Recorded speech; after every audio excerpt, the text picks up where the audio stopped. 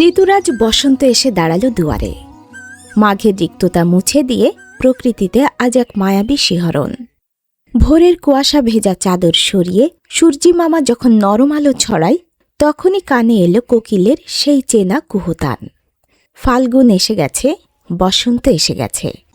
বাঙালির 12 মাসের 13 পার্বণের মাঝে ফাল্গুন কেবল একটি মাস নয়, বরং এটি একটি পলিমাটি ঘেঁষা আবেগ, যা বাঙালির রন্ধ্রে রন্ধ্রে নতুনের আহ্বান জানায়।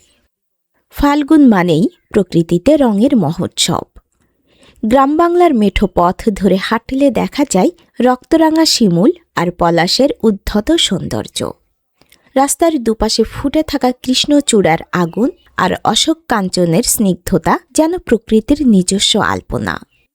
আম্রকাননে মুকুলের মম ঘ্রাণ মৌমাছিদের নিমন্ত্রণ জানায়, আর দক্ষিণা সমীরণ সেই সুবাস বয়ে আনে নাগরিক যান্ত্রিকতার ভিড়েও।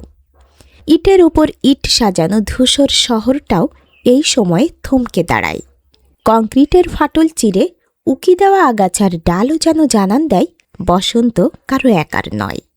বাঙালির সংস্কৃতিতে ফাল্গুন ও বসন্ত উৎসব ওতপ্রোতভাবে জড়িত। পহেলা ফাল্গুনে বসন্তকে স্বাগত জানাতে বাঙালি তরুণ তরুণীরা বের হয় ঘর থেকে। বাসন্তী রঙের শাড়ি আর কপালে টিপ দিয়ে তারা মাথায় গুজে নেয় গাঁদা ফুলের মালা। ছেলেদের পরনে থাকে রঙিন পাঞ্জাবি।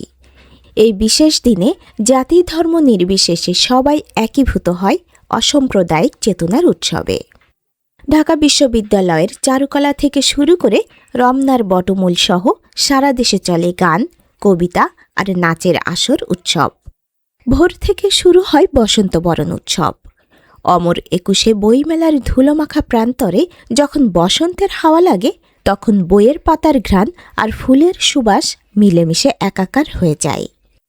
ফাল্গুন আমাদের শেখায় জরাজীর্ণতা কাটিয়ে উঠে নতুন করে বাঁচতে।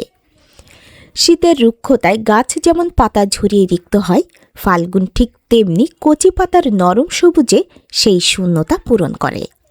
মানুষের মনেও এই ঋতু এক অদ্ভুত প্রশান্তি আনে। গ্রামীণ জনপদে বসন্তের মেলা আর লোকজ গান আমাদের শেকড়ের কথা মনে করিয়ে দেয়। যদিও এখন এসব উৎসব বিলীন হওয়ার পথে, তবুও পুরনো দুঃখ বেদনা ভুলে নতুনের জয়গান গাওয়ার কথাই যেন কানে কানে বলে যায় এ বসন্তের বাতাস।